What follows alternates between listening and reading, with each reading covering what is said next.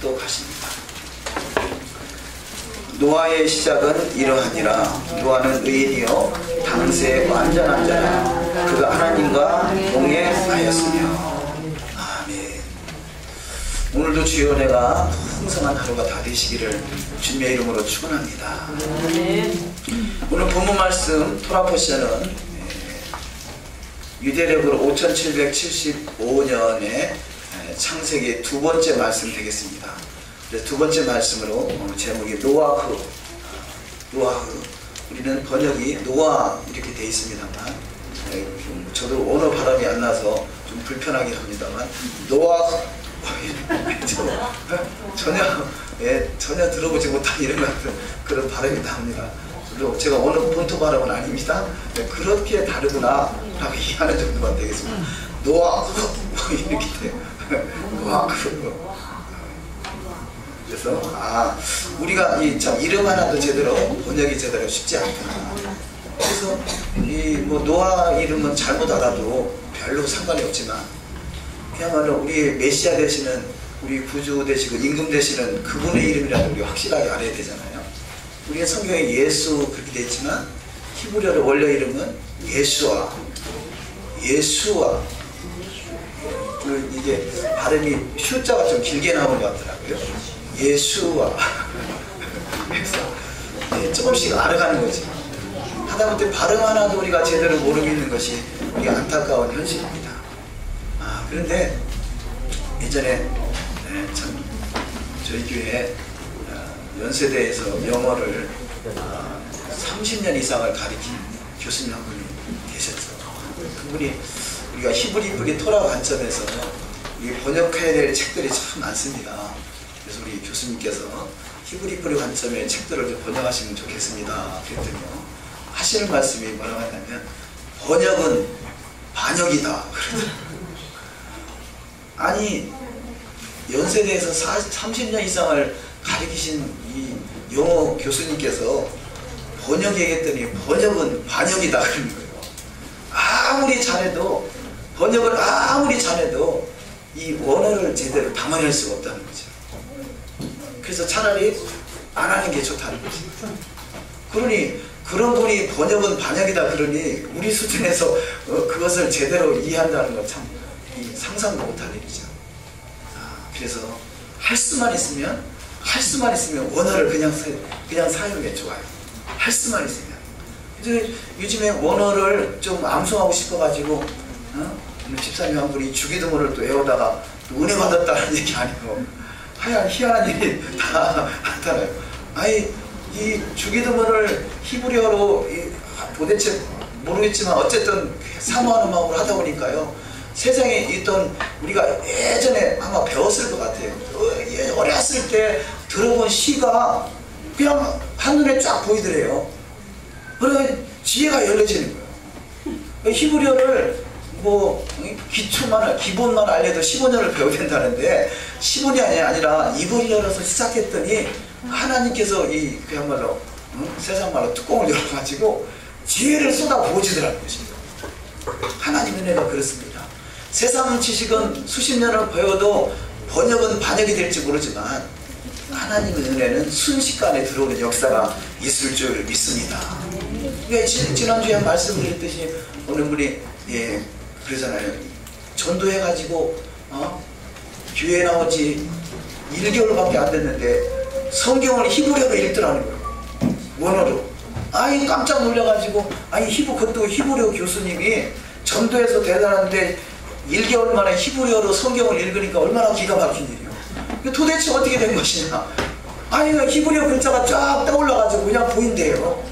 그런 은혜가 동일하게 임하시기를 주의 이름으로 축원합니다. 주님이 마지막 때가 그래요. 주님의 때가 얼마나 임박한가. 그냥 눈을 열어서 히브리어를 보게 하셔요. 우리가 보통 교회 나와서 신앙생활 하면 은혜 받으면 어떻게 전혀 글자를 모르던 분이 글자를 읽는 경우가 그렇게 많이 커다란 간증들을 하잖아요. 그렇게 글자를 모르는 분이 글자 읽는 것이 이게 뭐 또 은혜라면 히브리어를 모르는 저와 여러분이 히브리어가 보인다라면 또 얼마나 또 은혜였어요. 그래서 은혜 위에 은혜를 더하는 저와 여러분의 삶이 되시기를 주님의 이름으로 축원합니다. 우리가 히브리어를 다룰 줄 모르다 보니까요, 이 컴퓨터도 그렇고 여러 가지 참 장애들이 많아요. 하다못해 우리가 지금 히브리어로 읽어보려고 글자를 띄웠는데 컴퓨터로 옮기기만 하면 이게 지 맘대로 바뀌어버려요. 그래서 도대체 뭔 말인가 몰라. 그래서 오늘은 읽기를 포기하겠습니다만, 어쨌든 이 마지막 때 그 오늘 본문 말씀에도 잠깐 등장합니다. 원래 언어라는 것은 하나였었어요.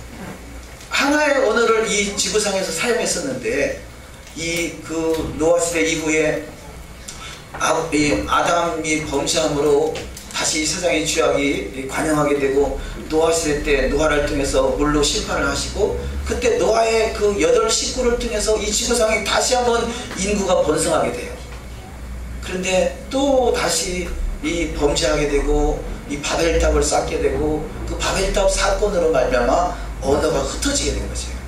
근데 바벨탑 사건, 창세기 11장 이전까지만 해도요, 하나의 언어를 썼어요. 근데 그 하나의 언어가 뭔지는 정확하게는 모르지만 우리가 추측컨대 그 하나로 사용했던 언어가 지금의 우리의 시각으로 볼 때 히브리어라고 부르는 거죠. 그러니까 히브리어를 알든 모르든 내가 좀 알고자 하는 그런 간절한 마음이 있으니까 하나님이 눈을 열어주시더라는 것이에요. 집사님 얘기를 잠깐 했습니다만요, 지난주 여기 앉고 딱 식사를 하는데 뭐라고 하냐면, 하나님 나도 알게 해주세요. 기도 제목, 밥상 갖다 놓고 첫 번째 기도 제목이 뭐냐, 나도 알게 해주세요. 나도 보이게 해주세요. 하나님이 그 마음을 받으시더라고요. 아니, 밥상 놓고 기도 제목이 첫 번째가 나도 알게 해주세요. 그럼 하나님이 알게 하시더라고요. 저와 여러분이 더욱더 하나님을 알아가는 귀한 역사가 나타날 줄 믿습니다. 그래요. 그래서 이 언어가 흩어져서 지금은 세계 수많은 각 종족마다 또 언어가 다르고 사투리가 있고 방언이 있고, 그래서 아니 수만 가지가 될지도 몰라요. 그러니까 수만 가지의 언어들이 원래는 하나였다는 거죠. 그 하나의 언어가 히브리어였다는 그런 이 가능성이 거의 확실하고요. 근데 이 마지막 때, 우리가 과거에 몇 개월 전만 해도 히브리어가 뭔지 우리 상상이나 했겠어요. 그런데 주님의 때가 임박한 때가 되니까 전 세계적으로 히브리어에 대한 관심을 갖게 되고 히브리어를 조금씩 사용하게 되는 거죠. 우리가 히브리어로 인사하는 것 하나만 해도요, 제 마음에서 이게 몸에 안 배있으니까 도대체 막 입에서는 맴 도는데 말하기 어렵더라고요. 말하기 어려워요. 샤바 샬롬, 이거 샤바, 샬롬, 바루카세, 이런 단어들이 머릿속에 있는데 입까지 나오는데 쉽지 않더라고요. 그런데 어느 정도 계속 몇 개월 동안 이렇게 그 히브리어에 대한 관심을 가지고 젖어들다 보니까 조금씩 입에서 나오기 시작하더라고요. 그러니까 우리가 처음부터 젖을 수는 없지만, 물론 어떤 분은 보자마자부터 사용하는 사람도 있겠지만, 대개의 경우는 계속 끊임없이 관심을 갖고 하다 보면 나도 모르게 나도 되네, 그런 역사가 동일하게 나타날 줄 믿습니다. 그래서 더욱더 상하세요. 우리가 히브리어를 배우면 얼마나 더 배우겠어요. 그러나 하나님이, 주님이 친히 이 땅에 재림하셔서 주님이 친히 가르쳐 주시면 또 얼마나 잘 배우겠어요. 중요한 것은 다시 오실 주님을 만나야지 배우든가 말든가 하잖아요. 다시 오실 주님을 만나지 못하면 우리가 지금 하는 어떤 연습이 무슨 소용이 있겠어요. 그래서 주님의 마음을 알고 주님의 마음을 닮아가며 더욱더 주님의 사랑에 매어 사는 인생은 반드시 주님의 나라 메시아 왕국에서 주님과 더불어 1000년 동안 배우고 익히며 토라를 진정으로 제대로 배우고 이 세상 천하 만국을 다스릴 수 있는 영적 권세자로 세워지는 축복이 반드시 일어날 줄 믿습니다. 그들을 신부라고 그러는 거죠. 주님의 신부, 주님의 신부 이스라엘. 신랑 되신 주님이 신부되는 이스라엘을 찾으러 이 땅에 다시 오십니다. 그때 주님의 손을 잡고 이 천년왕국 메시아 왕국에 넉넉히 입성하셔서 천하를 다스릴 수 있는 권세자, 저와 여러분이 그 역사의 주인공이 다 되시기를 주님의 이름으로 축원합니다. 그래서 이 토라의 말씀은 이 지난주부터 새롭게 창세기부터 시작이 됩니다만, 이 창세기부터 이 토라는, 모세오경 토라는 가장 기초예요. 가장 기초, 가장 기본인 것이죠. 그런데 기초가 우리가 다 알았다고 해서 더 이상 가치가 없는 것이 아니라 운동선수가 아무리 운동을 잘해도 기초부터 몸을 풀지 않으면 정말 그날 제대로 운동을 할 수가 없겠지. 그래서 우리는 끊임없이 기초를 통해서 단단히 다져야 돼요. 아니 어찌고 예전에는 기초가 없이 그냥 집만 쳐놨어요. 그래서 비가 나고 바람이 불고 창수가 나면 다 무너질 수밖에 없었습니다. 지금 이 기독교 한국 교회가 무너지는 소리가 막 들려요. 무너지는 소리가 들려요. 교회마다 지금 물론 특별한 교회 빼고는 거의가 다 교회가 무너지는 소리가 들려요. 이게 얼마나 심각한 일인지 몰라요. 왜 그랬습니까? 기초가 없으니까. 가장 성경의 기초인 토라를 무시하고 그냥 신약 속에서만 살다 보니까 이 기초가 공사가 부실하다 보니까 평소에는 집같이 보이는데 이게 비가 나고 바람이 불고 창수가 나니까 다 무너지더라는 것이죠. 그래서 든든한 반석, 굳건한 반석의 신앙이 저와 여러분의 신앙이 다 되셔야 될 줄 믿습니다. 자, 오늘의 토라 포션 두 번째 말씀을 잠시 나눕니다. 그래서 알리야 첫 번째로 노아는 의인이요 완전한 자라라는 제목으로 첫 번째 말씀을 함께 나눕니다. 노아라는 단어, 노아는 눈과 해트로 되어 있죠. 눈은 생명을 말하기도 하고요, 물고기를 말합니다. 물고기. 또 해트는 울타리, 또 생명을 말하죠. 그러니까 노아라는 이름은 생명의 울타리가 쳐진 사람. 이름이 참 좋잖아요. 그냥 노아라는 이름만 들을 때는 그 무슨 뜻인지 모르지만 히브리어의 관점에서 보니까, 히브리어 보니까 생명의 울타리가 쳐진 사람이에요. 자, 세상에 죄악에 관영해가지고 하나님이 물로 다 쓸어버리는 그때 생명의 울타리가 쳐진 노아와 그 가족은 그야말로 노아의 가족이 울타리 안에, 그 방주 안에 들어감으로 구원함을 받는 축복이 있잖아요. 그러니까 이 이름 하나가 얼마나 중요한가. 이름 하나가. 생명의 울타리가 쳐지는 저와 여러분의 신앙이 다 되시기를 주의 이름으로 축원합니다. 그래서 예수 그리스도 그분이 양의 문이라고 그러십니다. 우리는 예수 그리스도, 예수 한마시아 그분을 믿음으로 양의 문으로 들어가서 그 안에 구속함을 받은 것이에요. 이것이 생명의 울타리인 것이죠. 이 생명의 울타리, 노아가 말하는 생명의 울타리는, 진정한 생명의 울타리는 새하늘과 새 땅을 말하는 것입니다. 자, 이 창조됐던 태초에 하나님의 천지 하늘과 땅을 창조하신 그 하늘과 땅이 생명의 울타리로 딱 쳐지는 것이 새하늘과 새 땅이고 새 예루살렘 성인 것이죠.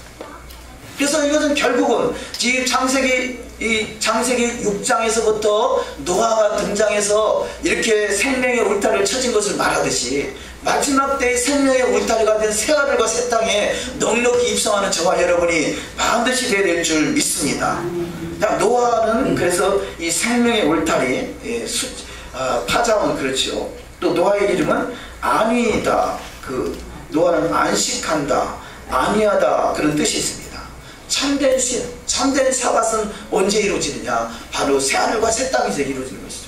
천년왕국도 물론 안식의 나라이긴 하지만 그 안식의 나라가 이 땅에 온전히 다 이 순간적으로 안식의 나라가 이루어진 것은 아니에요. 그 천년 동안 이 땅에 안식이 회복되는 나라가 바로 천년왕국이고 주님이 재림하셔서 이루어질 일들인 것이죠. 그래서 그 천년왕국도 넉넉히 통과하되 그 천년왕국에서 온전히 회복되지 못한 자가 마귀가 천년 동안 갇혀있던 이 무저갱에서 나와서 이 아직 온전히 회복되지 못한 그들을 귀합해가지고 다시 하나님을 대적할 때가 또 다시 등장한다고 그러죠. 그래서 우리는 이 생명의 울타리로 든든하게 쳐지고 생명의 울타리 안에 있는 법이 바로 토라인 것이에요. 토라의 법을 통해서 생명 안에서 날마다 살아가는 축복된 자가 다 되어야 될 줄 믿습니다. 아멘. 그래서 우리가 이 샤밧이라는 것도요, 진정한 이 샤밧의 의미는 생명의 울타리 안에 들어오는 것이에요. 세상에서 쉰다, 그러니까 아무것도 안 하고 꼼짝 안 하고 그냥 입만 달싹달싹하고 밥만 먹는 그것이 쉬는 것이 아니라 하나님의 나라 안에 들어와 있는 것이 쉬는 것이에요.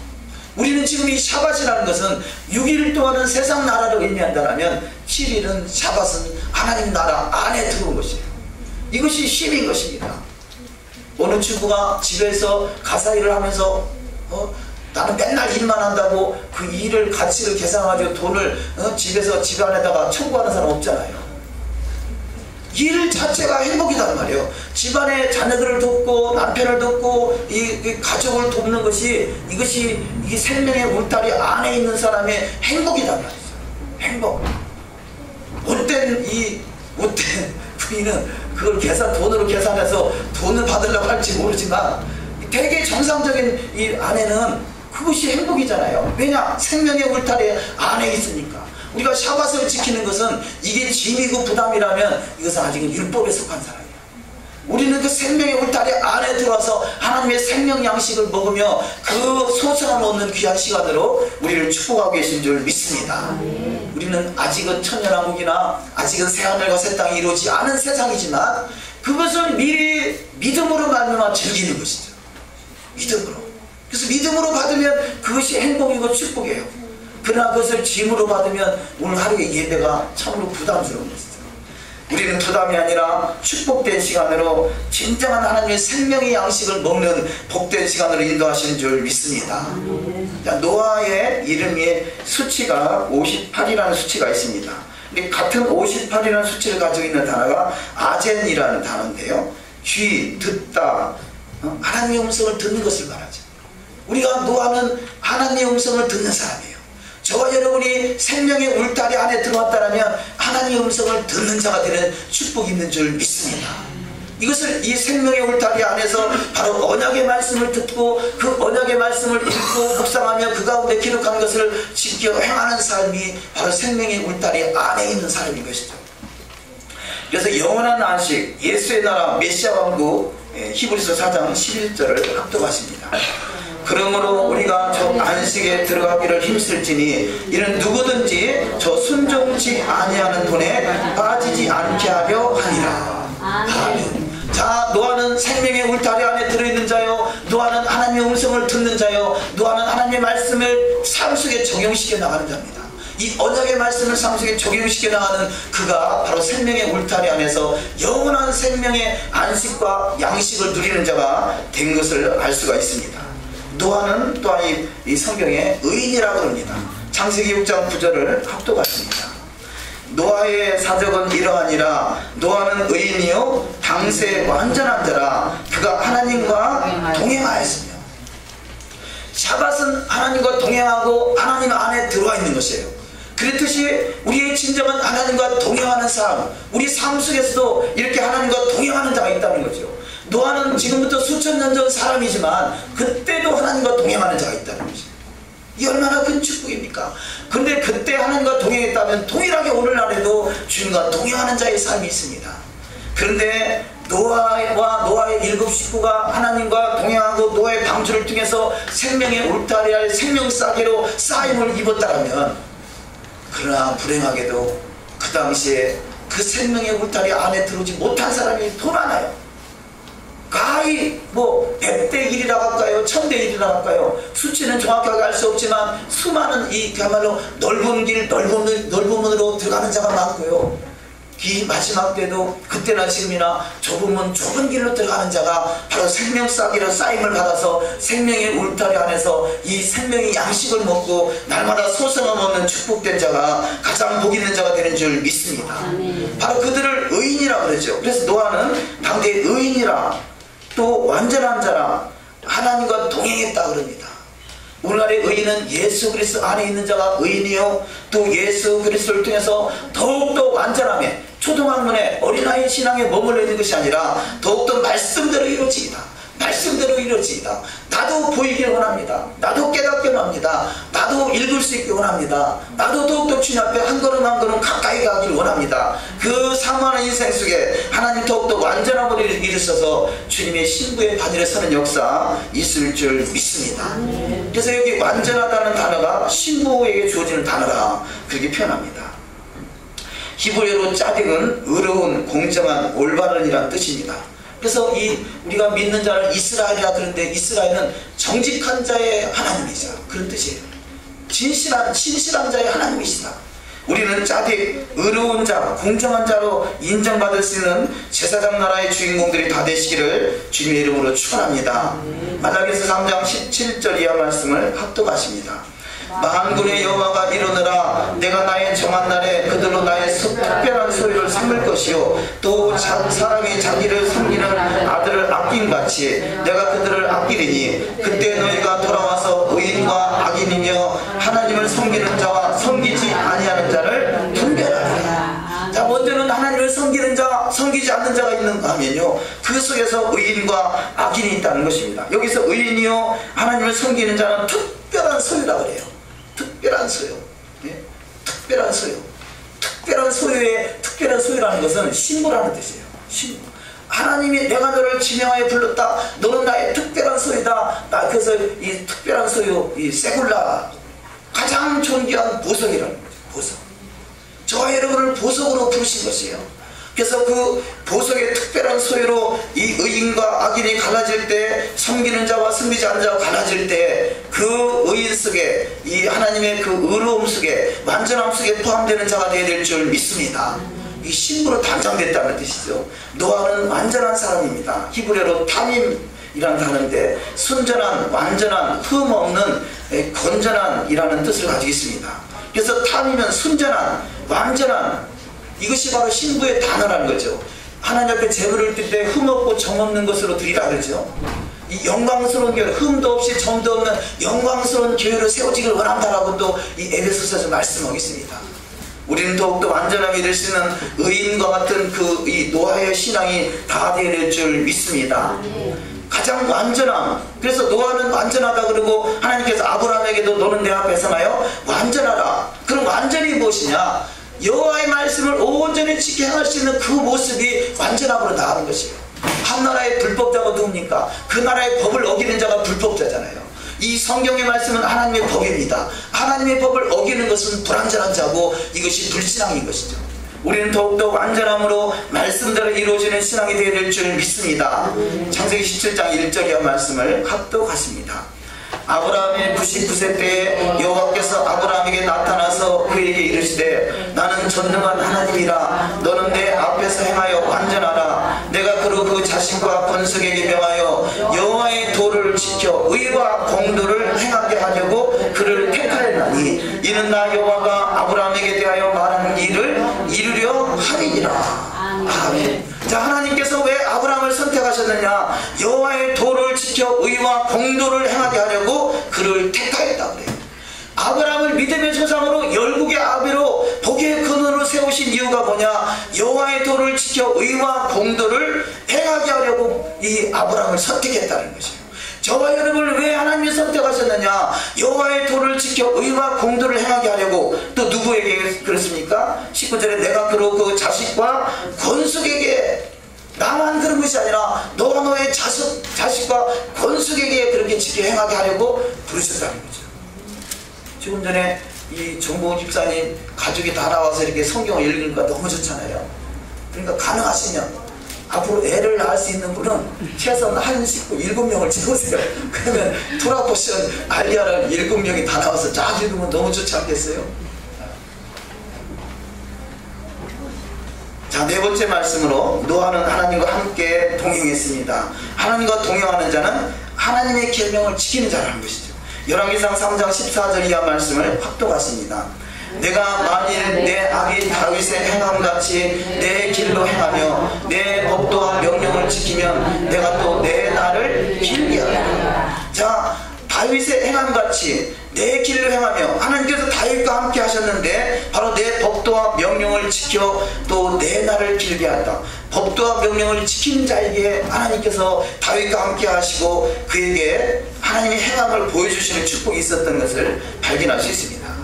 우리가 시편 119편 1절 이하 말씀에 복 있는 자가 누군가 다 같이 한번 합독하십니다. 행이 완전하여 여호와의 법도를 행하는 자가 복이 있으며 여호와의 증거를 지키고 전심으로 여호와를 구하는 자가 복이 있도다. 실로 저희는 불의를 행치 아니하고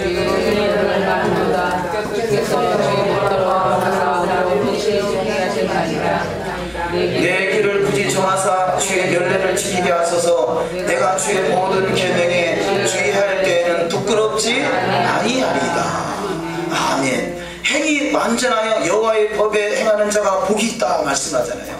시편 119편은 너무나 이런 말씀들이 그야말로 가장 긴 시편 119편에 수도 없이 기록되어 있어요. 이렇게 수도 없이 행이 완전하여 여호와의 법을 행하는 자가 복이 있다고 말씀하고 있는데요, 구약의 말씀들을 싹 빼버리니까요, 이 신약에 올라는 믿습니다만 하면 된다고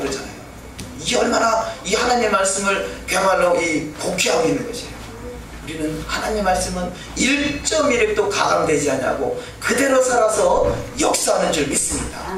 말씀은 영이에요. 우리가 그냥 기록된 말씀으로 이걸 더 넣을까 뺄까 뭐 그런 정도의 말씀이 아니라 말씀은 영이라는 것이에요. 그래서 하나님 말씀은 살았고 운동력이 있다고 그랬지 않습니까? 여호와의 말씀, 그래서 이 말씀이 이 태초에 말씀이 계시니라, 이 말씀이 하나님이시고 이 말씀이 곧 육신이 되신 분이 예수 하마시아이다 그렇게 말씀하고 있어요. 그래서 우리는 하나님의 말씀을 읽을 때 두렵고 떨림으로 읽어야 돼요. 두렵고 떨림으로. 말씀 한 절 한 절이 영이라니까요. 영. 우리는 말씀 하나가 주님의 몸을 만지는 것이에요.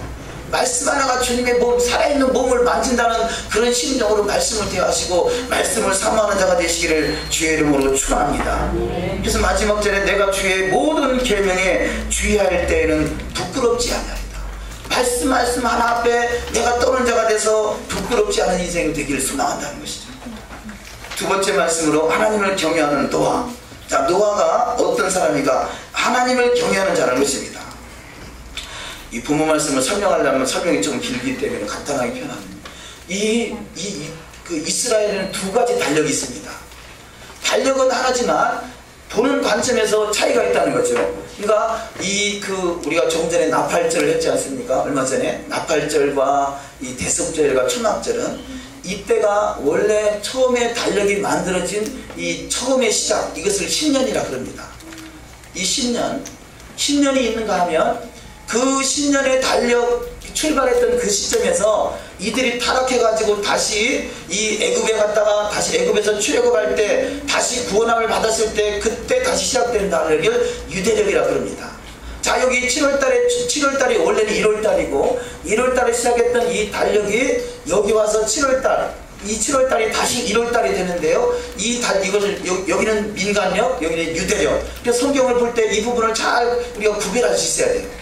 근데 출애굽 이전에는 이 달력이 사용된 것이고 출애굽 이후에는 이 달력이 사용되는 것이에요. 두 가지 달력이 있어요. 그래서 지금 본문 말씀에서는 바로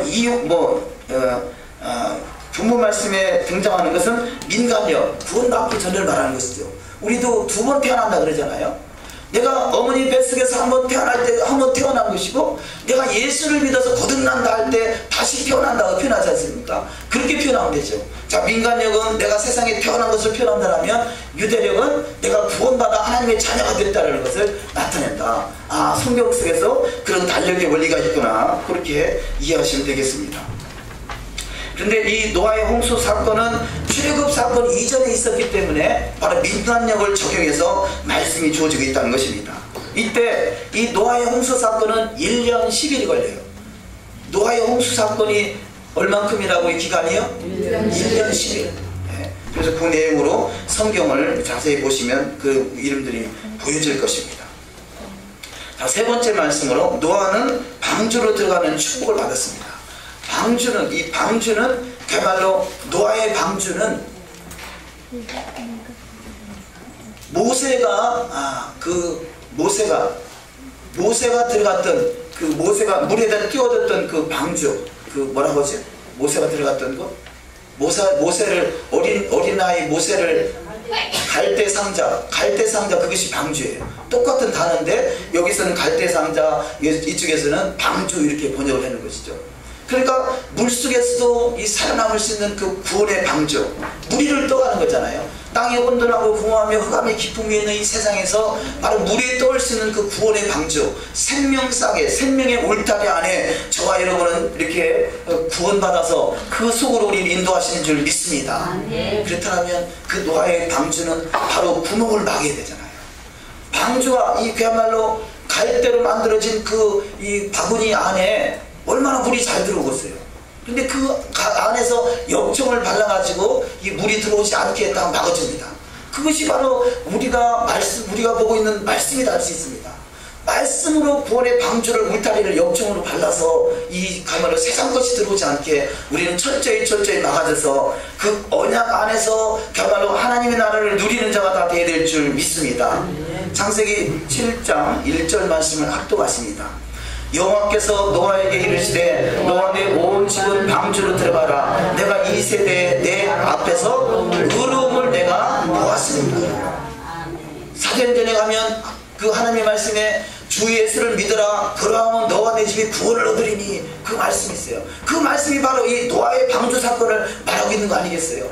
자, 노아의 한 사람을 통해서 그 모든 가족이 다 구원함을 받는 축복이 있었어요. 그렇듯이 우리가 온전한 믿음의 한 사람을 통해서 그 가족이 다 구원받는 역사가 있을 줄 믿습니다. 그가 행하는 모든, 직장이 됐든 사업장이 됐든 그 모든 지역이 됐든 진정한 의인으로서 완전자로서 주님과 동행하는 자가 되면 그 모든 일을 이 정로 구원할 수 있는 구원의 방주가 된다는 것입니다. 히브리서 11장 7절 말씀을 합독하십니다.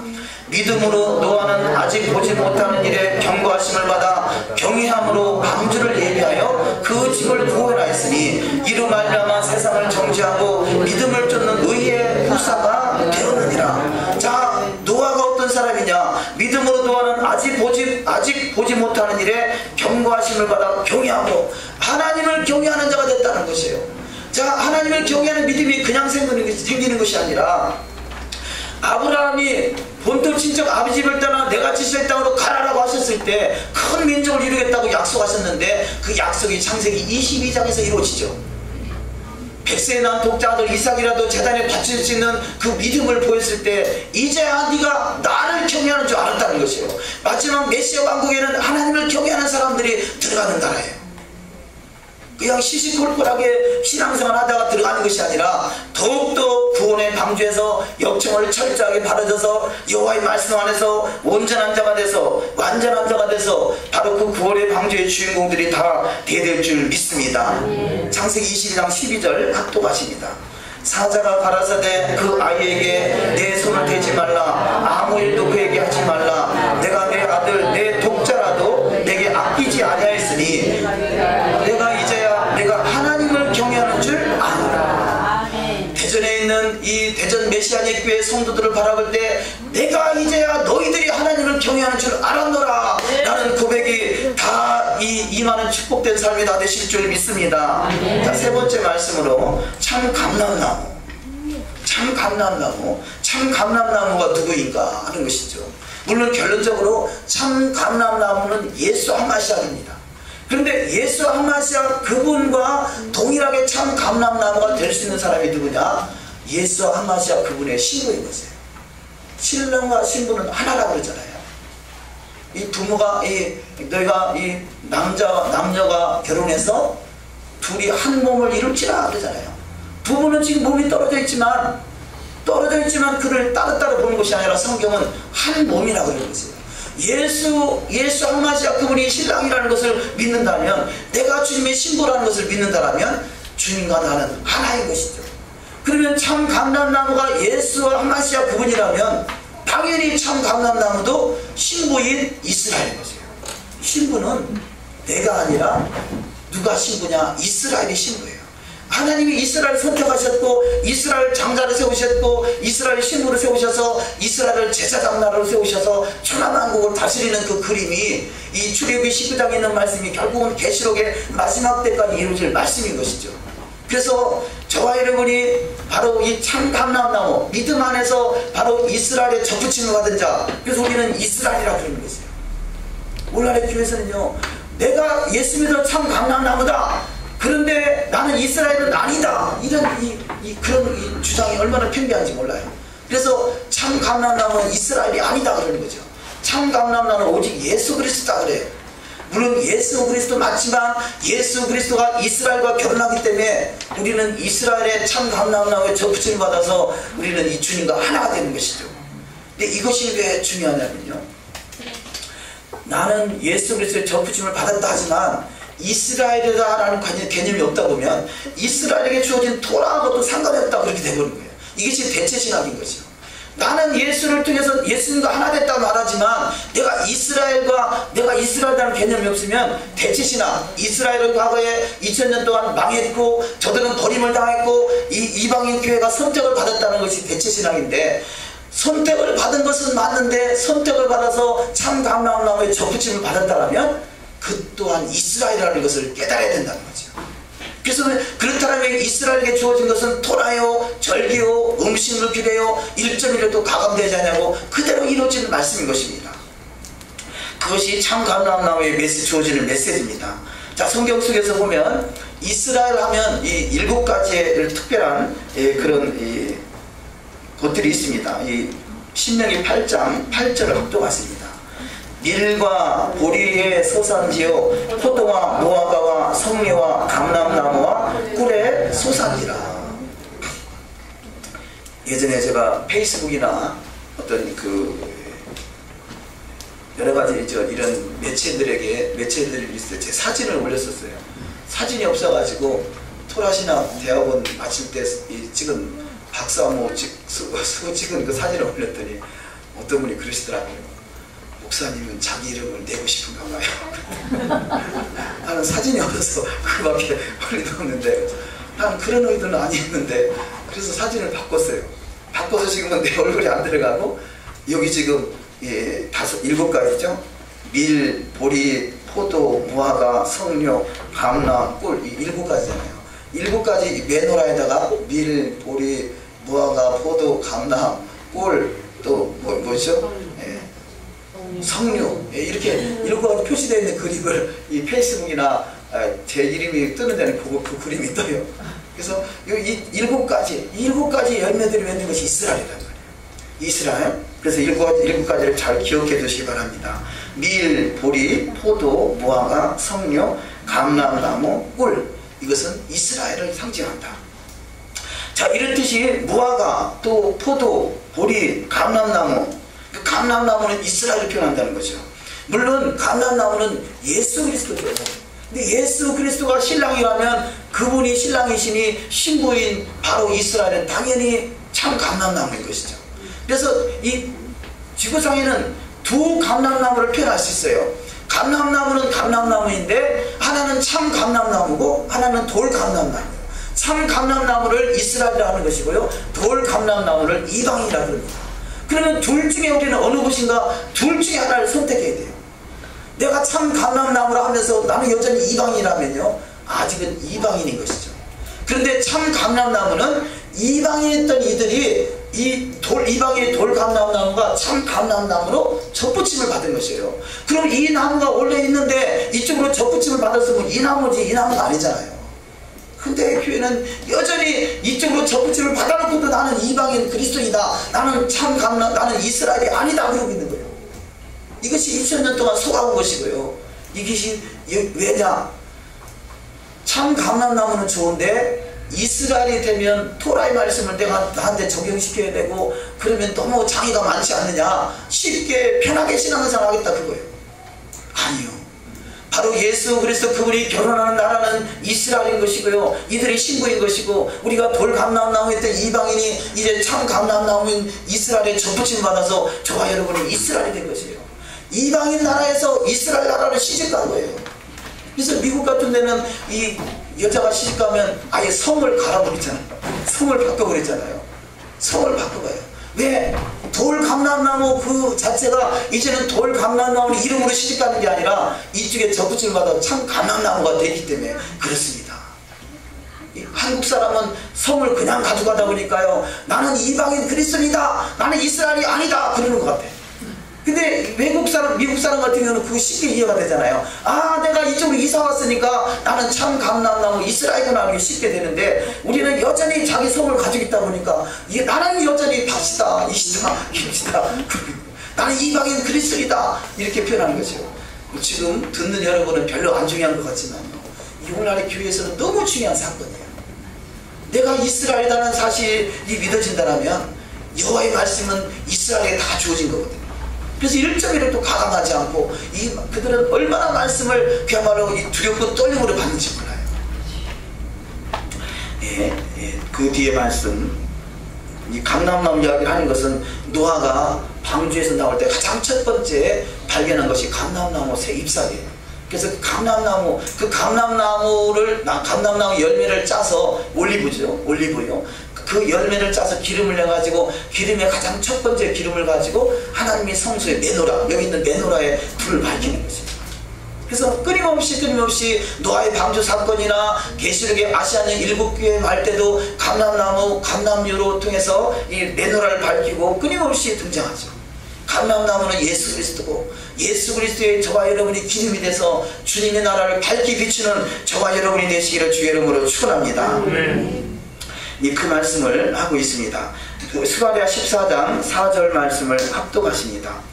그날에 그의 발이 예루살렘 앞 곧 동쪽 감람산에 서실 것이요, 감람산은 그 한가운데가 동서로 갈라져 매우 큰 골짜기가 되어서 산 절반은 두부로 절반은 나무로 옮기고. 자, 노아가 가장 첫 번째 발견한 것이 감람나무, 감람새 잎사귀였다면요, 예수께서 이 땅에 오셔서 가장 많이 기도했던 산이 감람산이에요. 이 감람산을 다른 말로 겟세마네 동산이라고 하죠. 바로 감람산이 겟세마네 동산이고, 그 겟세마네 땀방울이 핏방울이 있도록 기도했던 그 감람산에서 예수님이 초림하셔서 부활하셨던 장소고요. 다시 그 장소를 재림하시겠다는 거죠. 그 감람나무가 얼마나 중요한가. 끊임없이 그 이스라엘에 연결돼서 예수님과 연결돼서 등장하고 있습니다. 그래서 이 스가랴 14장 4절 말씀과 같이 예수께서 감람산으로 재림하셔서 감람산에서 예수님이 나귀를 타고 예루살렘 성으로 입성하는 그 내용이 성경에 기록되어 있죠. 그래서 감람산과 예루살렘 성과는 900m예요. 900m. 이게 하나의 계곡이 있는데 과거에는 거기에 그 다리가 있었다고 그럽니다. 언젠가는 그 다리가 놔질 것 같아요. 그래서 예수님이 재림하셔서 그 다리로 해서 감람산에서 예루살렘 성으로 입성하지 않겠습니까? 자, 다음 말씀으로, 이 감람나무는 이스라엘이고 또 하나님은 자기 백성 이스라엘을 결단코 버리지 아니하신다. 로마서 11장 1절 합독하십니다. 그러므로 내가 말하노니 하나님이 자기 백성을 버리셨느뇨? 그럴 수 없느니라. 나도 이스라엘이니요 아브라함의 씨에서 난 자요 베냐민 지파라. 이 말을 강조하는 것은요, 하나님은 이스라엘을 선택하셨는데 그 이스라엘을 결단코 버리지 아니하신다는 것이죠. 하나님이 자기 백성을 버리셨느냐? 그럴 수 없느니라. 나도 이스라엘이다. 자기 백성 이스라엘을 결코 버리지 않는다는 것이죠. 2000년 동안 기독교는 자기 백성 이스라엘 하나님이 버리고 이방인 그리스도는 우리를 선택했다고 생각한 것이에요. 그런데 하나님이 저들의 깨닫고 돌이켜서 온전한 하나님의 사랑으로 돌아오기를 기다리는 것이지 저들을 버린 것은 아니다는 것이죠. 그 말씀을 하고자 하는 것입니다. 자, 로마서 11장 17절을 합독하십니다. 또한 가지 얼마가 꺾여졌는데 감람나무인 내가 그들 중에 젖붙임이 되어 참 감람나무 뿌리의 진액을 함께 받는 자 되었으며. 자, 지금 하는 말씀은요, 좀 전에 말씀드렸듯이 개념이 별로 무슨 상관이 있느냐라고 생각할 수 있지만요, 우리가 나가서 복음을 전하고 예수와를 안 믿는 사람한테는 예수와를 전하고 이제는 예수와를 믿는 사람한테는 토라를 전할 때 반드시 부딪히는 부분이 바로 이 부분들이에요. 이스라엘은 영원하다는 거 우리 개념 속에 있어야 되고요. 이스라엘은 하나님 버리지 않냐고 2000년 동안 저들에게 버린 것 같았지만 하나님이 회복하셨지 않느냐. 그리고 또 저와 여러분이 이스라엘이라는 것을 분명히 인식한 거예요. 여기 지금 로마서 11장 17절에 보면 또한 가지 얼마가 꺾여졌다 그래요. 자, 얼마라는 것은 프로테지로 따지면 100%라는 것이에요? 아니면 그 중에서 몇 프로라는 것이에요? 그 중에 몇 프로잖아요. 이것을 분명히 인식해야 돼요. 이스라엘은 가지를 다 꺾은 것이 아니라 가지 그 부분에서 일부분을 꺾었다는 거예요. 얼마를 꺾어서 나머지 꺾어진 가지 속에 돌감람나무를 접붙인 겁니다. 원래 있는 나무는 변하지 않았어요. 가지 얼마가 꺾여졌고 이방인이 이제는 예수를 믿어 이 안에 참 감나무에 접붙임을 받은 것이다. 그 메시지를 잘 이해하시고 이 말씀을, 이 의도를 잘 기억하셨다가 예수를 전하고 토라를 전할 때, 아, 저분이 하는 말이 이 말을 하고 있구나. 저들은 이 감람나무, 참 감람나무가 가지가 다 꺾였다고 말해요. 그런데 성경은 다 꺾인 것이 아니라 가지 얼마가 꺾였다는 거죠. 일부분이. 또한 가지 얼마가 꺾여졌는데 돌 감람나무인 내가 그들 중에 젖붙임이 되어 참 감람나무 뿌리 진액을 함께 받는 자 되었습니다. 자, 참 감람나무 뿌리는 예수 그리스도라면 예수 그리스도의 이 가지 얼마는 이스라엘이요 또 가지 얼마는 이방인 것이죠. 이것이 바로 참 감람나무인 것이죠. 다음 말씀으로, 두 감람나무는 결국 이스라엘과 이방인을 말한다. 스가랴 4장 11절 합독하십니다. 내가 그에게 물어 이르되 등잔 때 좌우의 두 감람나무는 무슨 뜻이니까 하고 이르되 이는 기름 부음 받은 자 둘이니 온 세상의 주 앞에 서 있는 자니라 하더라.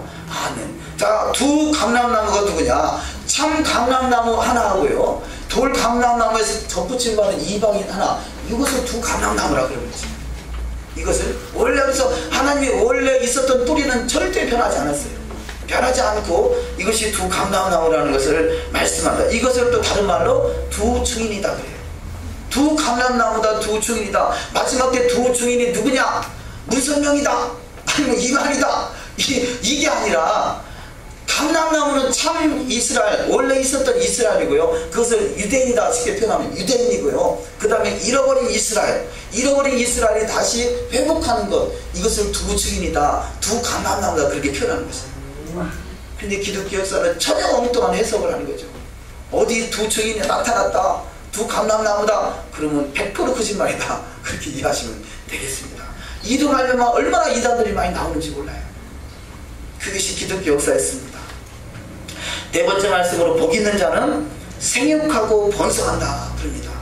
자, 복이 뭐냐? 바라크, 지금 이 본문에 기록되는 본문에 기록되는 말씀, 창세기 1장 22절이나 아니면 8장에 기록된 말씀이나 복이라는 단어가 여러 가지가 있는데요. 여기서 말하자는 복은 무엇이냐? 이 바라크라는 단어로 무릎을 꿇다, 꿇어 엎드리다, 절하다, 하나님께 기원하다, 축복을 구하다, 찬양하다, 축복하다, 번성케 하다, 이런 뜻이 있습니다. 그러니까 우리는 축복하면 뭔가 하늘에서 그냥 금나라 뚝딱 그냥 금부치가 떨어지고 은부치가 떨어지고 재산이 떨어지고 이것을 생각하는지 모르지만요, 성경에서 말하는 복은 내가 하나님께 무릎을 꿇는 것이 복이에요.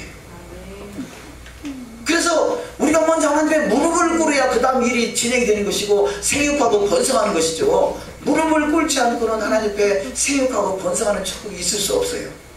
그래서 더욱더 우리 무릎을 꿇는 자가 되시기를 주의 이름으로 축원합니다.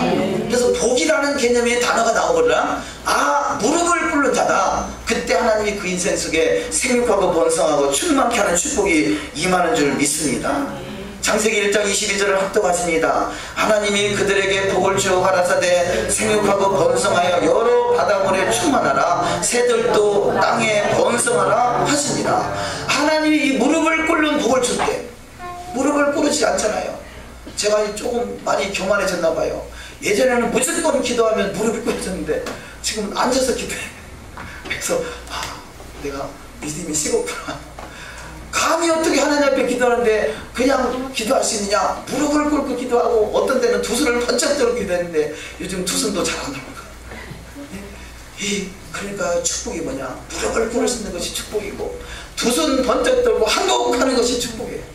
그때 하나님께서 축복을 쏟아부어주는 역사가 있을 줄 믿습니다. 그래서 복이라는 단어의 개념이 그런 메시지가 있다는 거죠. 그래서 무릎을 꿇는다는 것은 여호와를 찬양하는 것이에요. 역대하 6장 13절 합독하십니다. 솔로몬이 이스라엘 회중 앞에서 무릎을 꿇고 하늘을 향하여 손을 펴고 가로되 이스라엘 하나님 여호와여, 천지의 주와 같은 신이 없나이다. 주께서는 온 마음으로 주의 앞에서 행하는 주의 종들에게 언약을 지키시고 은혜를 베푸시나이다. 무릎을 꿇고 하늘을 향하여 손을 펴고 뭐 하겠어요? 하나님을 찬양하는 것입니다. 이렇게 하나님을 찬양하는 자에게 하나님께서 은혜를 베푸시는 축복이 있는 줄 믿습니다. 자, 세 번째, 복 있는 사람은 무릎을 꿇고 여호와를 경배한다 합니다. 시편 95편 6절, 오라 우리가 굽혀 경배하며 우리를 지으신 여호와 앞에 무릎을 꿇자. 여호와를 무릎을 꿇고 여호와를 경배한다 합니다. 또 네 번째, 복 있는 자는 여호와를 송축한다 하십니다. 시편 26편 12절 이하 말씀 합독하십니다. 내 발이 평탄한 데 섰사오니 회중에서 여호와를 송축하리이다. 내 영혼아 여호와를 송축하라. 여호와 나의 하나님의 주는 힘이 강대하시며 존귀와 권위를 입으셨나이다. 자, 무릎을 꿇고 주님을 찬양하며 경배하며 송축하는 자에게 생육하고 번성하고 충만하는 축복이 반드시 임할 줄 믿습니다. 그래서 아담은 복 있는 자라는 것은 창세기 9장 1절 합독하십니다. 하나님이 노아와 그 아들들에게 복을 주시며 그들에게 이르시되 생육하고 번성하여 땅에 충만하라. 자, 무릎을 꿇을 줄 아는 자, 하나님 음성을 들을 줄 아는 자, 하나님께 노아에게 복을 주셔서 생육하고 번성하고 땅에 충만한 복을 허락하셨다는 것입니다. 네 번째, 아브라함은 복 있는 자입니다. 창세기 12장 2절 합독하십니다. 내가 너로 큰 민족을 이루고 내게 복을 주어 내 이름을 창대하게 하리니 너는 복이 될지라. 아브라함을 참되게 하는 그 축복을 주었다는 것은 바로 하나님께 무릎을 꿇는 자이기 때문에 생육하고 번성하고 충만하고 열국에 천하만국에 그야말로 하늘의 별과같이 바다의 모래같이 많은 자손을 주어진 것이죠. 저와 여러분이 믿음으로 말미암아 아브라함이 조상이 되는 것입니다. 그래서 아브라함이 주어진 그 생육하고 번성하고 충만하고 하늘의 별과같이 바다의 모래같이 많은 수많은 자손 중에 저와 여러분이 믿음으로 말미암아 이게 접붙임을 받은 것이에요. 그래서 우리 믿음의 조상은 누구예요? 아브라함. 창세기 12장 3절 말씀에 너를 축복하는 자에게는 내가 복을 내리고 너를 저주하는 자에게는 내가 저주하리니 땅의 모든 족속이 너로 말미암아 복을 얻을 것이라. 갈라디아서 3장 29절에 보면 예수 그리스도를 주라 시인하는 자에게는 아브라함의 후손으로서 얻을 영원한 기업이 있다라고 말씀하고 있습니다. 우리는 더욱더 주님 앞에 무릎을 꿇는 자가 되시기를 주님의 이름으로 축원합니다. 자, 다섯 번째 말씀으로 언약의 표징이다. 자, 그럼 언약은 히브리어로 뭐냐? 언약은 이 베리트라는 단어는 이 언약, 계약이라는 뜻입니다. 자, 그럼 언약이라는 단어의 의미는 언약이라는 건 잘게 자르다, 먹다, 선택하다 이런 뜻이 있어요. 우리가 생각하는 이 히브리어 관점은 단어가 다르잖아요. 이 좀 전에 바라크라는 축구, 바라크라는 것은 무릎을 꿇다고요. 언약은 뭐냐? 쉽게 말해서 쪼개지다요. 언약은 쪼개지는 것이에요. 언약이 성취되면 그냥 쪼개지지 않고 그냥 있지만 언약을 어기면 쪼개지는 것이에요. 언약이 뭡니까? 성경 말씀이 언약서예요. 이 언약서를 어기면 쪼개지는 거예요. 그것이 언약의 의미입니다. 창세기 15장 6절 합독하십니다. 아브라함이 여호와를 믿으니 여호와께서 이를 그의 의로 여기시고 그가 이르되 주 여호와여 내가 이 땅을 소유로 삼을 것을 무엇으로 알리이까? 여호와께서 그에게 이르시되 나를 위하여 3년 된 암소와 3년 된 암염소와 3년 된 수양과 산비둘기와 쥐비둘기 새끼를 가져올지니라. 아브라함이 그 모든 것을 가져다가 그 중간을 쪼개고 그 쪼갠 것을 마주 대하에 놓고 그 새는 쪼개지 아니하였으며. 하나님께서 아브라함과 언약을 맺는데요, 짐승을 잡아다가 반을 쫙 쪼개서 놓으라는 것이에요. 그 의미는 무엇입니까? 너가 나와 언약을 맺는데 언약을 어기면 너는 이렇게 쪼개진다라는 걸 말하고 있는 것이에요. 언약은 쪼개지는 것이에요. 언약을 어기면 쪼개집니다. 부부간에도 서로 이 혼인 가약을 맺는데 서로 한쪽에서 언약을 어기면 쪼개지는 경우가 많잖아요. 안 쪼개져야 되는데 언약이 쪼개져요. 왜냐? 한쪽에서 언약을 파기했으니까 언약을 어겼기 때문에 쪼개지는 것이에요. 계약이라는 것도 그렇지 않습니까? 계약서를 썼는데 한쪽에서 계약 위반하면 위약금을 물어내고 쪼개져야 되잖아요. 쪼개져요. 우리는 언약을 어기면 쪼개집니다. 우리는 과거에는 성경이 나하고 전혀 상관이 없어요. 예수 그리스도 그분을 믿기 전에는 성경이 나하고 상관이 없어요. 그런데 믿는 순간부터 이것은 나에게 언약서가 되는 것이에요.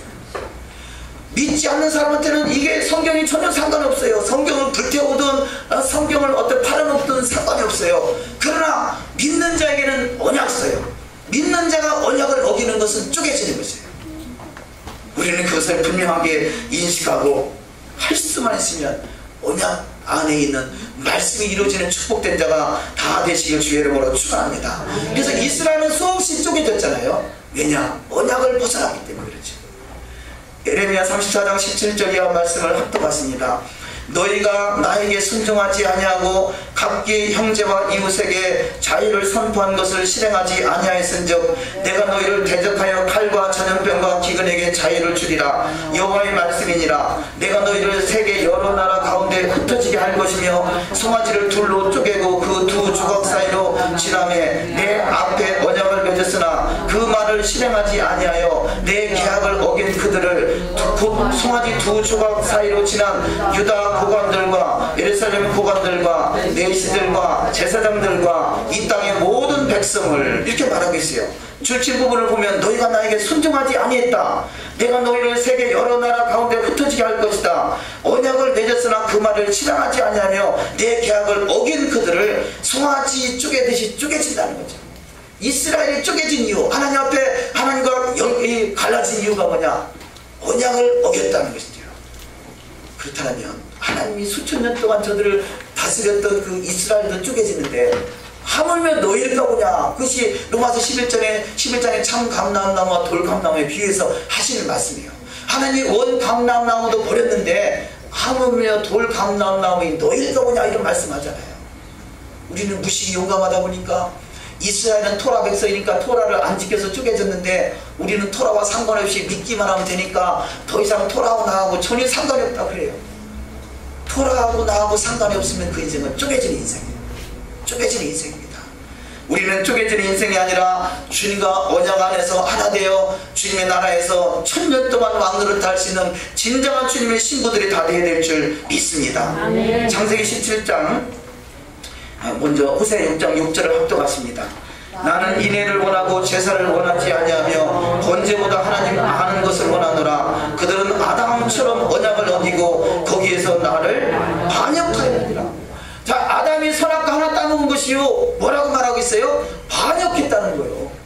아담이 하나님 나 하나님과 이제 안 사귈 거예요. 그게 반역이 아니라 하나님의 말씀을 어기는 것이 반역이라고 말씀하고 있어요. 우리는 성경을 믿어야 되잖아요. 아담처럼 언약을 어기고 거기에서 나를 반역했다. 창세기 17장 10절 합독하십니다. 너희 중 남자는 다 할례를 받으라. 이것이 나와 너희와 너희 후손 사이에 지킬 내 언약이니라. 너희는 표피를 베어라. 이것이 나와 너희 사이에 언약의 표징이니라 그래요. 언약의 증표. 하나님이 아브라함과 언약을 맺어서 너를 통해서 씨가 자손이 번성해서 하늘의 별과 같이 바다의 모래와 같이 많게 하리라 약속했는데 아브라함은 그 사이를 순간적으로 시간이 세월이 지나다 보니까요 믿음이 떨어져 가지고 하갈이라는 여인을 통해서 이스마엘을 낳아요. 그러니까 하나님이 안 되겠다. 너 그러다가 큰일 나겠다. 너 언약 안에서 쪼개지게 생겼다. 내가 너를 사랑해서 너를 선택했는데 너와 쪼개지면 되겠느냐. 그래서 언약의 증표를 나한테 내보여라. 그것이 할례다 그런 것이에요. 할례다.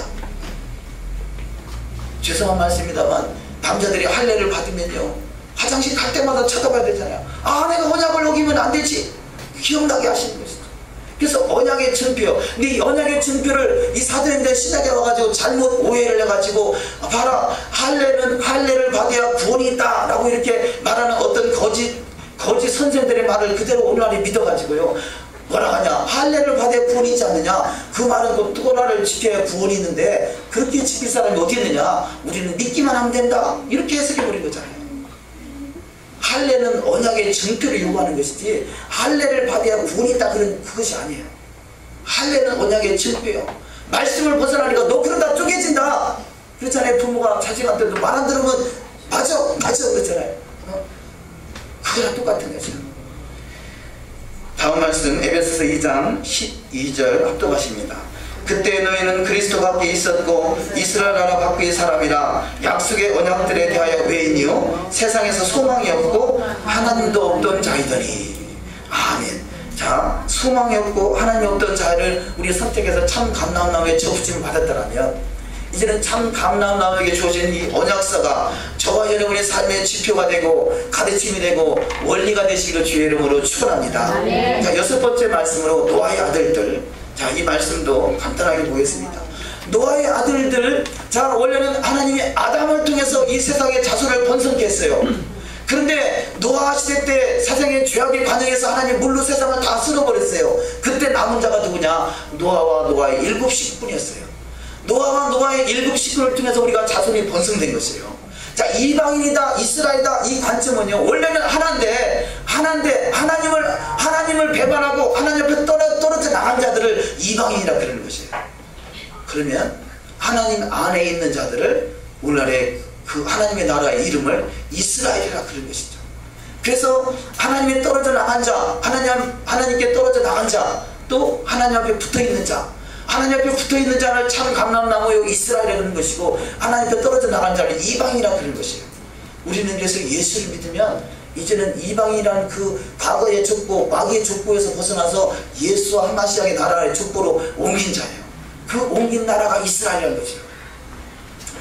창세기 9장에 잠깐 보시면 창세기 9장 19절에 노아의 이 세 아들로 쫓아 백성이 온 땅에 퍼졌다 그럽니다. 그런데 10장 21절에 보면 셈은 에벨 온 자손의 조상이요 야벳의 형이다 그래요. 우리가 이 본문 말씀에 개혁성경이나 개혁개정성경에는 야벳의 형이 셈인 것으로 이렇게 보여지는데요. 다른 성경에 보면 직역성경이나 킹제임스 성경에 보면 같은 구절이 셈은 에벨의 모든 자손의 조상이고 그 큰 형 야벳의 형제다 그래요. 그러니까 원어적으로 보면 야벳이 형인 것 같아요. 근데 그것은 뭐 크게 중요한 일은 아니지만, 자, 중요한 것은요, 우리는 그 과거에 셈과 함과 야벳, 셈이 장자고 함이 차자고 야벳이 이 삼자 이렇게 봤는데, 이 본문 말씀에 보면 그대로 본다라면 야벳이 장자고 그 다음에 셈이나 함이 그 다음에 차자가 되는데, 아무리 이 태어난 순서가 있다 할지라도 하나님의 나라는 그 태어난 순서대로 되는 것이 아니라는 것이죠. 그럼 하나님의 나라의 순서는 뭐냐? 셈이라는 자, 셈은 분명히 이 본문 말씀에 보면 셈이 장자로 태어난 건 아니지만 셈을 장자로 세웁니다. 그래서 셈이 장자로 올라가게 되고요. 또 이 루벤도 장자지만 장자로 내려가고 그 유다가 장자로 올라가게 되죠. 또 에서도 장자지만 장자로 올라가는 것이 아니라 에서의 동생 야곱이 장자로 올라가게 됩니다. 이 말은 뭐냐? 우리가 태어난 순서대로 하나님 앞에 은총을 받는 것이 아니라 믿음의 순서대로 받는다는 것이에요. 믿음의 계획이죠. 더욱더 믿음의 장성한 분량이 되시기를 주의 이름으로 축원합니다. 본문에 기록되어 있지 않지만 이 본문에 나오는 내용에 보면 여기서 니무롯이라는 니무롯, 바벨론에서 있는 니무롯이라는 사람이 등장하죠. 니무롯이 바로 바벨론의, 그가 어찌 보면 바벨론의 조상? 이렇게 표현할 수 있는데요. 그 니무롯을 통해서 바벨론이 바벨탑을 쌓게 되고, 이 바벨탑이 결국 마지막에 망하게 되는 것이 무너졌도다 큰 성 바벨론이요. 계시록에 나오는 말씀이죠. 그러니까 이 말씀의 의도는 뭐냐? 자, 하나님이 이 창세기 속에 있었던 모든 것들이 마지막에 다 이루어지는 거 다 연결되어 있다는 거죠. 성경은 전혀 엉뚱한 얘기를 쏙 집어넣어서 기록하는 것이 아니라 창세기에 있는 내용이 완성되어가고 성취되어가는 내용이 이 계시록이나 그 뒤에 있는 말씀들이라는 것입니다. 그래서 우리가 이 토라가 너무 중요한 것이에요. 토라를 제대로 알면 미래가 다 보이는 것이에요. 그래서 그 에레미야 6장에서는 옛적 그 선한 길에 하나님 모든 것을 다 보이신다고 해요. 우리가 창세기나 이 모세오경 토라를 공부하는 것은 이미 그 속에 미래가 다 들어있는 것이에요. 미래를 알면 누구나 다 성공할 수 있잖아요.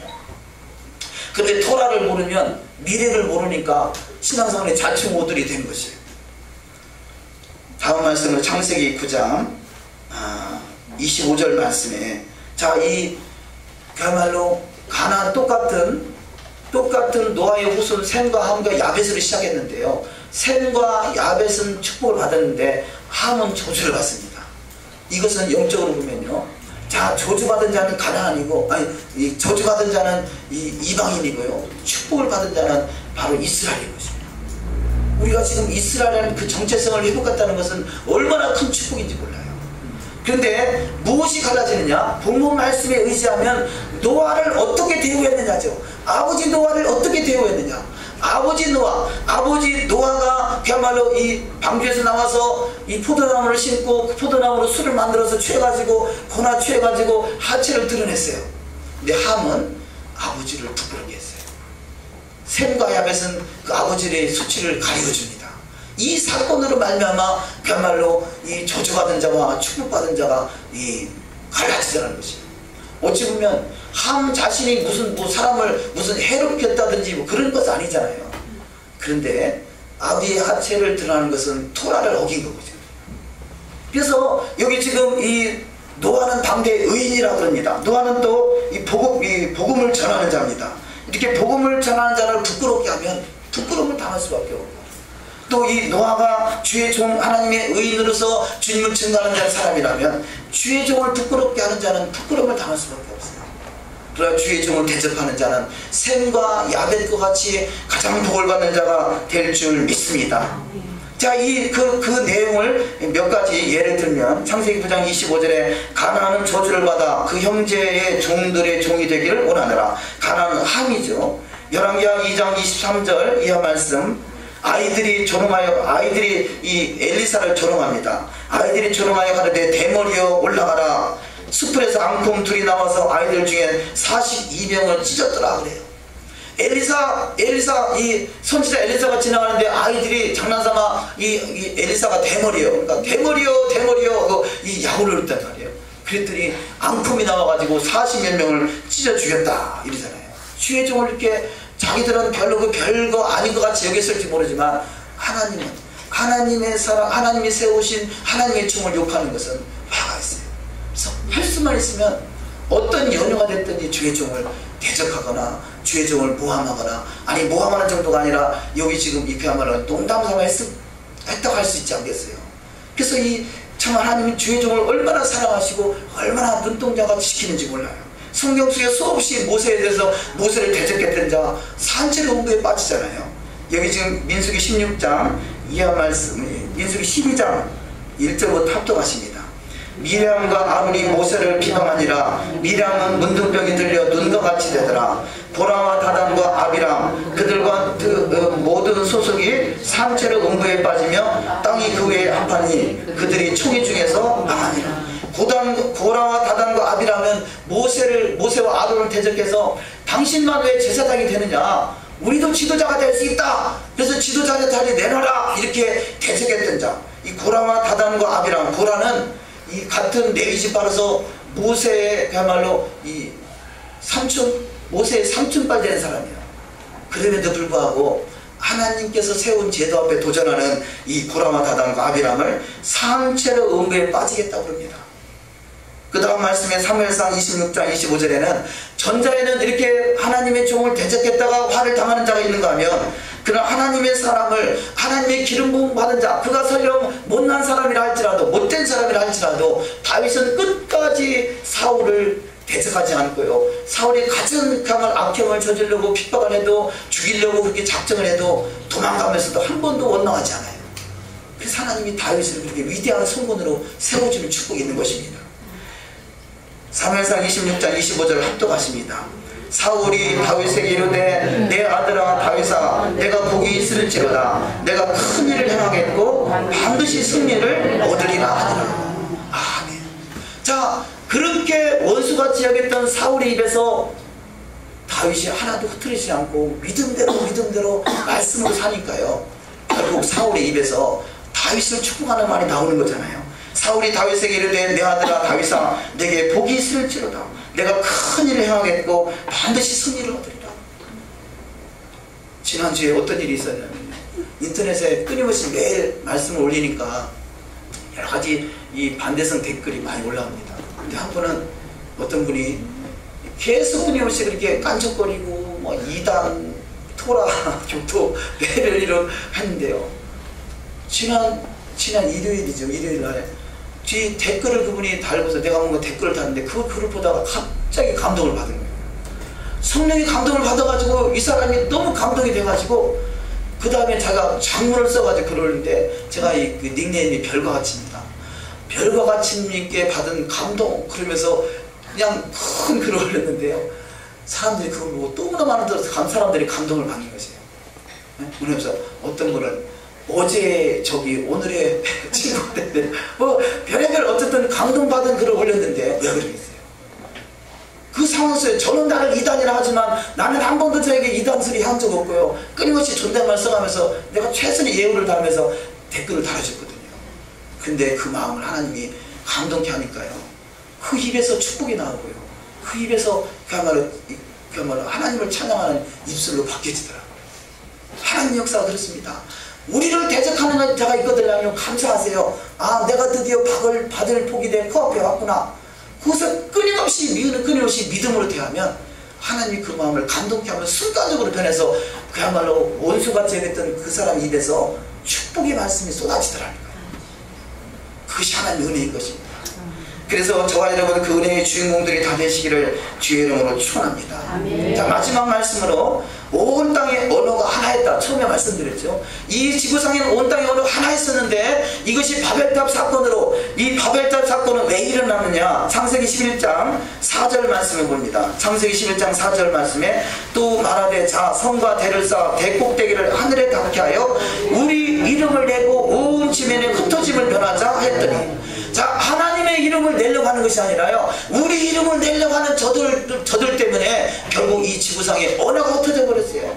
아담과 하와는 내가 하나님같이 되겠다는 그 욕심 때문에 이 지구상의 모든 죄를 끌어당기고 말았어요. 그런데 바벨탑 사건은 거기에 모였던 사람들이 우리 이름을 내자는 그 자기 이름을 내겠다는 것 때문에 결국 망해. 결국 이 지구상의 언어가 흩어져서 그 이때의 후손들인 우리가 얼마나 그 언어 때문에 장애를 느끼고 있습니까? 영어를 배워도 아직 한마디도 못하는 그 영어. 그런데 이 언어가 하나님의 은혜가 임하면 순간에 회복된다는 것이에요. 이 순간에 회복되는 역사가 언제냐? 사도행전 2장에서 불의같이 갈라지는 것이 저희 속에 임하면서요, 저들이 전혀 알아듣지 못하고 해보지 못한 언어가 입에서 막 나오는 거예요. 그래서 이 오순절은 그 유대인들이 다 오순절날 다 모이는데, 그때 세계 열국에서 왔던 사람들이 자기들이 쓰고 있는 언어로 막 말을 하니까 놀란지 아니겠어요? 이 사건이 사도행전 2장의 사건이고요, 다시 오실 주님의 때에 회복될 사건인 거죠. 그래서 저희들은 그 회복되는 언어가 이 히브리어라는 것을 확신을 갖기 때문에 조금씩 우리는 전무의식에 나가는 이유인 것입니다. 그래서 이 히브리어 잃어버린 언어, 이 잃어버린 언어가 회복되는 축복이 저와 여러분 가운데 반드시 임할 줄 믿습니다. 네. 자, 히브리어 언어가 중요하기 때문에 잠깐 히브리어를 보면요, 이 여기서 언어, 입술 이런 표현하는 단어가 사파인데, 사파는 시는 강력한 자의 그 페이, 입에서 헤이는 생명을 말하죠. 생명, 은혜, 생명이 나오는 것, 이것이 사파라는 단어예요. 이 사파라는 단어가 잊어버렸어요. 잊어버린 단어가 사도행전 2장에서 회복되는 거예요. 놀라운 역사죠. 근데 우리 주님 재림하셔서 우리 모든 만민에게 성령을 부어주는 때는 이 사파가 회복돼서 잃어버린 언어를 통해서 모든 열국이 하나의 언어로 통일되는 역사가 일어날 줄 믿습니다. 아멘. 자, 그런데 여기 지금 창세기 11장 4절 말씀에 이 흩어진다는 단어가 있죠. 흩어진다. 이 단어는, 흩어진다는 이 단어가 이 발랄이라는 단어인데요. 발랄은 뭐냐? 베트남 집에서 라메들은 지팡이입니다. 한 집의 지팡이는 바로 권위를 말하는 건데요, 두 권위가 세워지면 흩어질 수밖에 없다는 거죠. 자, 한 나라, 이 나라는 이 나라 하나님이 다스리는 나라입니다. 하나님이 다스리는 나라에 그야말로 세상 임금인 마귀가 있잖아요. 마귀를 섬기는 자, 마귀가 주관한 일을 하는 자는 흩어질 수밖에 없다는 거죠.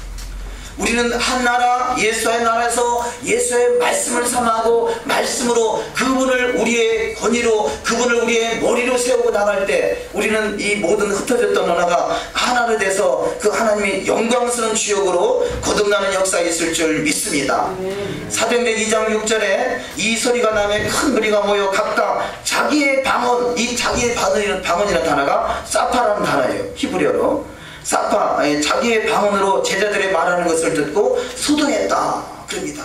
우리 마지막 때 이 성령의 충만함을 얻어서 그야말로 이 마세 만민에게 부어지는 성령의 충만함으로 그 하나님의 언어 사파가 회복돼서 그야말로 천하만국을 하나로 통일시켜 나가는 일에 크게 쓰임받으시길 주의 이름으로 축원합니다. 마지막 단어 스바냐 3장 9절을 합독하십니다. 그때 내가 열방의 입술을 깨끗게 하여 그들로 다 나 여호와 이름을 부르며 일심으로 섬기게 하리니 내가 곤고하고 가난한 백성을 너희 중에 남겨두리니 그들이 여호와 이름을 의탁하여 보호를 받을지라. 이스라엘의 남은 자는 악을 행치 아니하며 거짓을 말하지 아니하며 입에 게으르한 혀가 없으며 먹으며 누우나 놀라게 할 자가 없으리라. 자, 줄친 부분에 그때 내가 열방의 입술, 이 입술이라는 단어가 사파라는 단어입니다.